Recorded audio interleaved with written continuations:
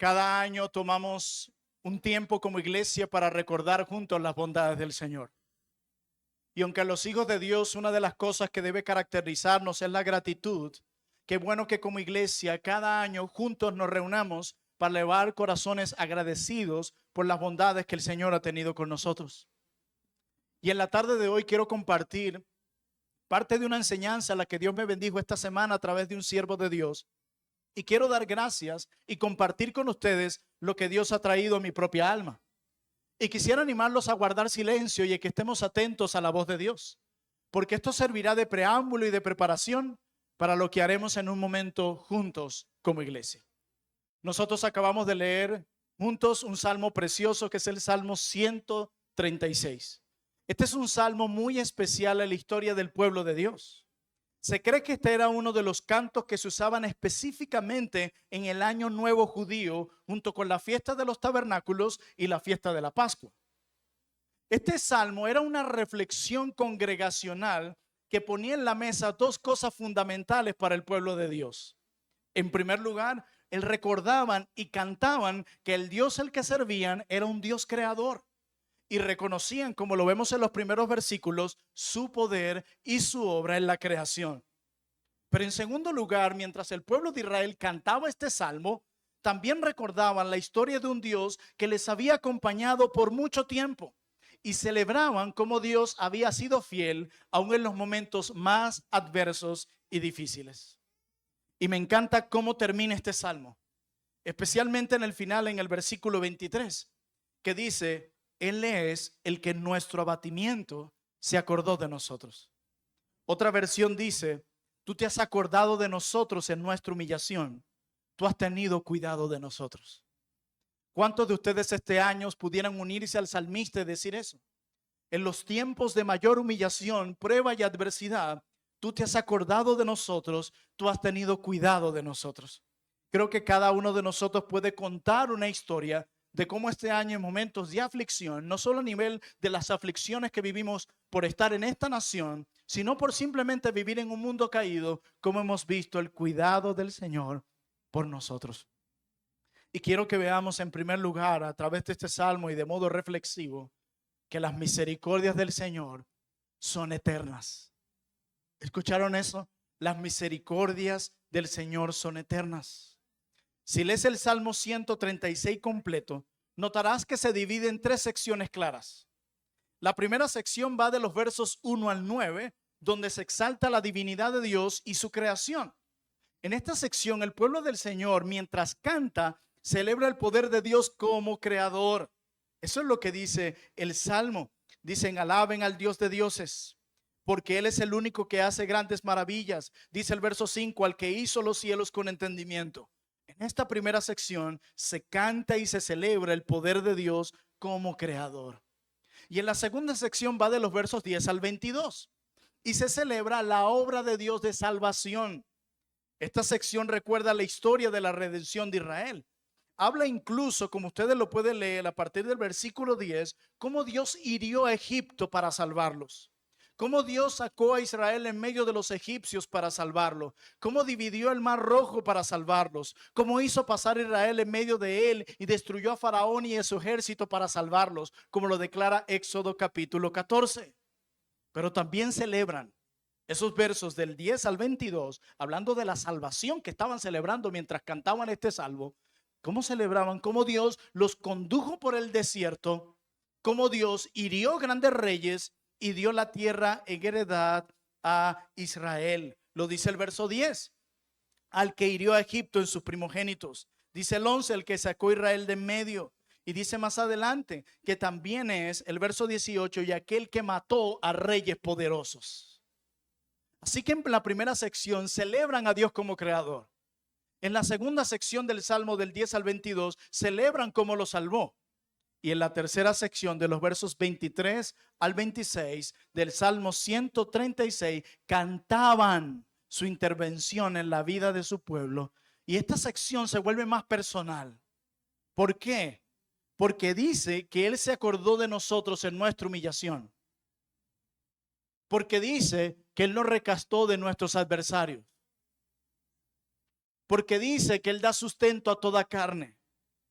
y porque dice que demos alabanza al Dios de los cielos. Y cada uno de estos versículos terminan con un mismo estribillo. A ver si lo notaron. ¿Cuál es? Muy bien. 26 veces en un mismo salmo. Luego de cada declaración de Dios como creador, de cómo los salvó y de cómo Dios intervino en la vida de ellos de manera personal, terminan diciendo, todo esto fue porque para siempre es su misericordia. Pero quiero darles brevemente contexto de este salmo. Nosotros siempre queremos que las personas se pongan en nuestros zapatos, ¿verdad? Pero a veces qué bueno sería si nosotros nos ponemos en los zapatos de los demás por tan solo 5 minutos. Pues es lo que yo quiero que nosotros hagamos con Israel mientras cantan este salmo. Ellos se encuentran en Babilonia en el momento, eso dicen muchos comentaristas, mientras este salmo se cantaba. Ellos habían sido arrancados de su tierra. Ellos habían sido arrancados de su hogar. Ellos habían sido arrancados de todo lo que conocían y de todo lo que amaban.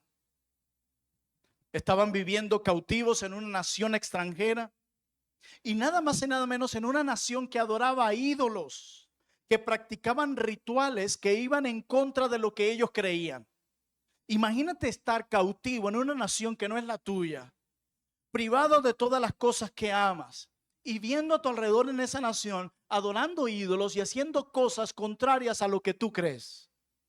Una situación difícil, de profunda angustia y tristeza. Y en medio de eso, te reúnes con el pueblo de Dios y comienzas a cantar el Salmo 136, porque como dije, era un salmo que cantaba el pueblo de Dios. ¿Y qué hacían ellos cuando empiezan a cantar esos salmos? Que es lo primero que dicen en la primera sección. Ellos comienzan a dar gracias al Dios de dioses. Dicen en el versículo 2, alabad al Dios de los dioses. Esto no es cualquier cosa, porque te acabo de decir que estaban en Babilonia, en una tierra que no era la de ellos, y en un lugar donde se estaban adorando ídolos y practicando rituales contrarios a lo que creían. Y mientras afuera, en esa nación se está haciendo eso, todos se reúnen y cantan, alabad al Dios de dioses. Y lo que estaban diciendo al cantar eso, nuestro Dios está por encima de todos los dioses.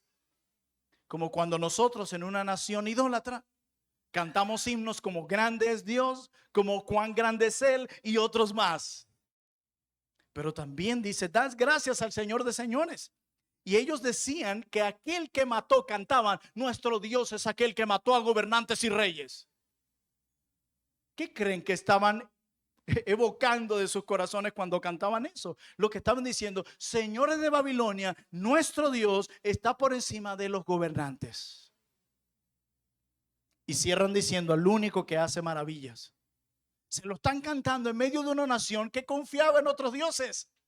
¿Qué es lo que están proclamando cuando cantan eso? Están diciendo, queridos señores de Babilonia, solo nuestro Dios puede hacer lo imposible, de ustedes no. Eso estaban proclamando mientras cantaban en momentos de opresión, en momentos de cautiverio y en momentos de crisis. ¿Y saben por qué hacían eso? Porque como lo dice el estribillo, porque para siempre es su misericordia. Y luego ellos llegan a la sección, en la última sección, en la más personal. Y comienzan a decir y alabar y a cantar y decir, Él se acordó de nosotros en nuestra humillación.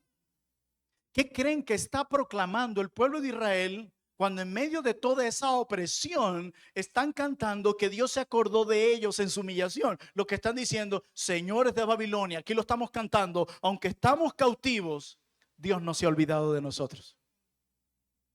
Aunque estamos bajo presión y viviendo situaciones difíciles en una tierra que no es la nuestra, nosotros hoy le cantamos a lo que creemos. Nuestro Dios no se ha olvidado de nosotros. Cuando ellos cantan y dicen en esa última sección, y nuestro Dios nos rescató de nuestros adversarios, cantándolo allí oprimido en Babilonia, ¿saben qué es lo que están diciendo? Dios nos ha librado antes, señores de Babilonia, y lo hará de nuevo. Así que la pregunta no es si lo hará, sino cuándo, y nosotros vamos a esperar.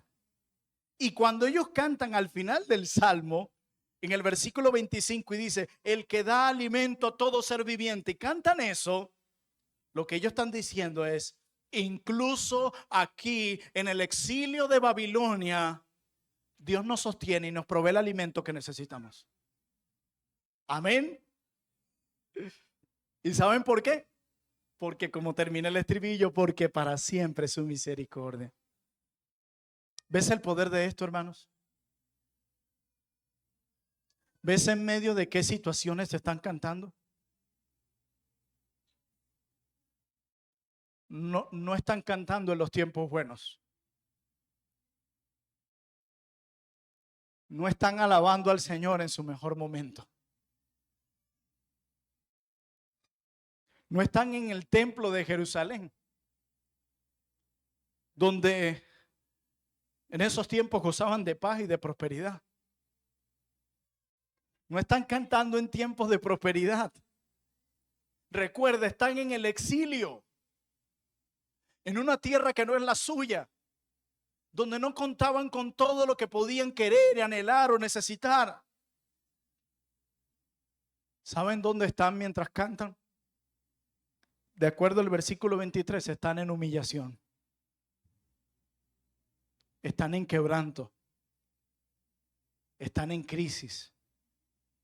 Están en prueba mientras están cantando.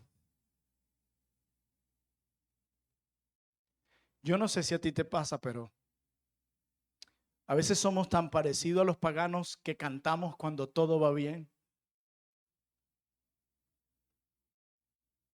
Los mejores cánticos que han salido de mi boca fue cuando el Señor quebró mi corazón.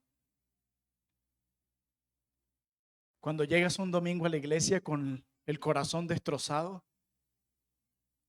y ves en la pantalla que se proyecta el himno Estoy bien, noble sostén, ¿cómo podré estar triste? Cuando terminas cantándolo con lágrimas, ¿te ha pasado? Que viene una siguiente estrofa y no te salen ni las palabras y lo que haces es cerrar los ojos, inclinar tu cabeza y escuchar cómo el resto del pueblo del Señor lo canta.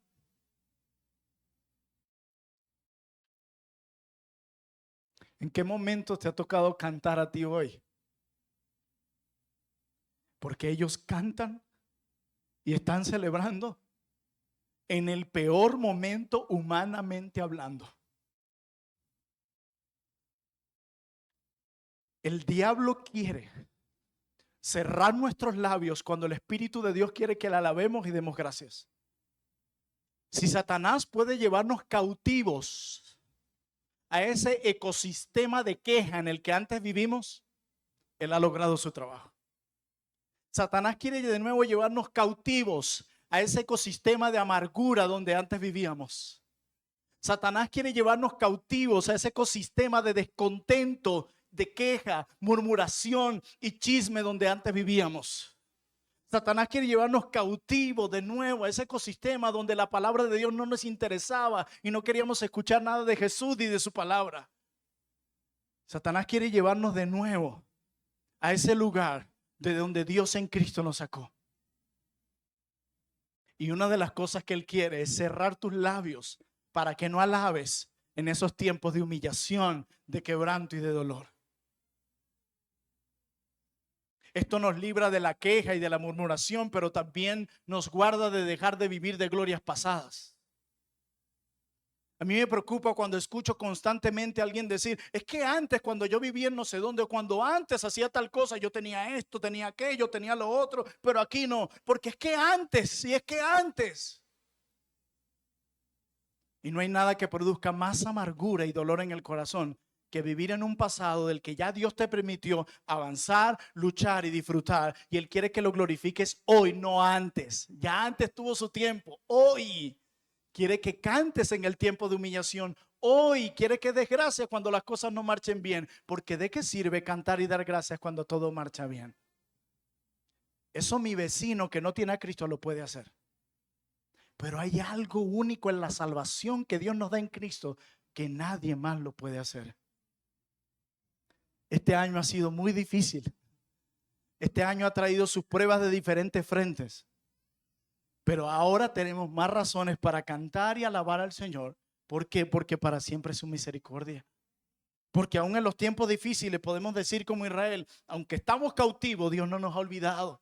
Podemos cantar como Israel, Dios nos ha librado antes de situaciones peores, lo va a hacer ahora. Podemos cantar como Israel, incluso aquí en el exilio, Dios me proveerá mi alimento. Por eso el estribillo se repite, porque para siempre es su misericordia. ¿Qué significa para siempre? La misericordia de Dios fue en este 2025. ¿Cómo viste tú la misericordia de Dios en tu vida? ¿De qué forma Dios te mostró su misericordia en detalles pequeños y amplios? ¿Recuerdas? Y probablemente venga a nuestras mentes octubre, noviembre, que son los más cercanos, pero trata de hacer un ejercicio de reflexión y ve un poco más atrás. Desde que comenzó el año, ¿de qué formas en los detalles más pequeños y grandes Dios te ha mostrado su misericordia? Pero la misericordia de Dios fue en el 2025, ya la hemos experimentado. Pero quiero darte una buena noticia. La misericordia de Dios será también en el 2026 y más allá. ¿Por qué? Porque para siempre es su misericordia. Cuando veas las malas noticias, las épocas de oscuridad, de tristeza y de tormenta en tu vida, recuerda, tú me proveerás de tu misericordia hoy, porque para siempre es tu misericordia. Cada día viene consigo con un paquete de afán y de ansiedad, pero junto consigo viene consigo un paquete de misericordia y gracia. La misericordia de Dios es eterna, nunca terminará. Podemos confiar en que así como Dios fue fiel en el año que pasó, también lo será el año que viene. Déjenme preguntarles algo personal y que yo también me lo he hecho. ¿De qué te quejas? Y estoy hablando en serio. ¿De qué te quejas regularmente? ¿Qué cosas andas rumiando en tu mente constantemente que si la tuvieras, consideras que te harían más feliz? Piensen que en esa pantalla saliera una frase que diría, si tan solo tuviera, sale una línea en blanco, lo rellenas y al final dice, sería más feliz. ¿Qué colocarías en esa línea en blanco? Y trata de no espiritualizar las cosas, sé honesto. ¿Qué cosas te han causado ansiedad y han evidenciado dónde has encontrado tu seguridad y plenitud? ¿De qué te quejas regularmente? ¿Del tráfico? ¿De tu trabajo? ¿De la economía? ¿De tu salud quizás? ¿De tu familia? ¿De la iglesia? ¿De qué te has venido quejando constantemente en el último año? Ahora escúchame esto. Como decía un siervo de Dios, ante la multitud de misericordias que Dios nos ha dado, realmente no tendríamos una razón válida para quejarnos. Continúo citando a este siervo de Dios. No estoy diciendo que la vida es fácil. No estoy tratando de tapar el sol con un dedo. Vivimos tiempos duros. No estoy diciendo que no estamos enfrentando problemas reales en nuestras vidas y familias. Pero estoy diciendo, escúchenme bien, mis queridos hermanos, que cuando ponemos nuestros problemas, imagínense una balanza. Aquí, de este lado izquierdo, nuestros problemas. Y del lado derecho, colocas en la balanza las misericordias de Dios. ¿Sabes hacia dónde se inclina la balanza? Hacia las misericordias de Dios, y por eso tu corazón debe desbordarse en gratitud. Por cierto, la gratitud es el mejor antídoto para la queja. Piénsalo así. Si Dios solamente nos hubiera salvado, si Dios solamente habría perdonado nuestros pecados ese día que te salvó y no nos diera más nada, eso ya sería suficiente razón para agradecerle por la eternidad. Si solo hubiese hecho eso. Para aquellos que andamos exigiéndole más a Dios, si solo hubiese perdonado nuestros pecados y nos hubiese librado de la ira venidera en Cristo, ya eso habría sido suficiente para darle gracias por la eternidad. Pero ¿saben qué? Él no solo nos salvó, también nos sostiene cada día, nos guía cada día, nos protege cada día. Ha perdonado nuestros pecados este año de una manera maravillosa. Nos provee cada día y más de lo que nosotros pedimos. Nos ha consolado este año de diferentes formas. Nos ha fortalecido todo este año. Nos ha usado de una forma en la que ni siquiera lo pedimos. Nos ha dado propósito a nuestra vida. Nos ha dado una comunidad preciosa, esta familia que amo tanto, que se llama Trono de Gracia.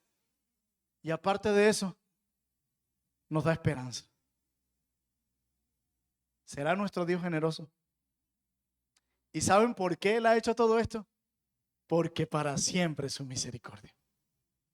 Que este tiempo de acción de gracia podamos recordar junto a las misericordias de Dios. Y que recuerdes, el viernes hablaba con mi hermano José Pacheco y hablamos, ¿por qué será que hay personas que se han expuesto a tantos sermones, a tantas lecturas, tantos podcasts, y tú no ves crecimiento en ellos en proporción a lo que leen, estudian y escuchan? Y decíamos, la conclusión lógica es porque no meditan en lo que leen y escuchan. Vengo al sermón, escucho y, como dice Santiago, el oidor es olvidadizo, pero no me detengo a pensar, wow, eso que digo el pastor Ciso. Eso de quién era el niño que María tenía en sus brazos. ¿Quién era ese niño que ella estaba besando? ¿Quién era ese niño que ella estaba envolviendo entre pañales? Era el Salvador. ¿Cómo ella pensaría en eso? Claro, eso produce asombro. O cuando le están leyendo textos como estos, qué impresionante. Ellos están en el exilio, están sin comodidad, están oprimidos y están alabando a Dios y recurriendo a sus promesas pasadas para ayudarlo en el presente.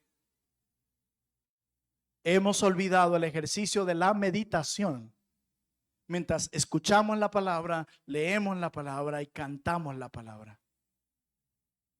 Pero quiero recordarle que para siempre es su misericordia. Reténlo en tu corazón.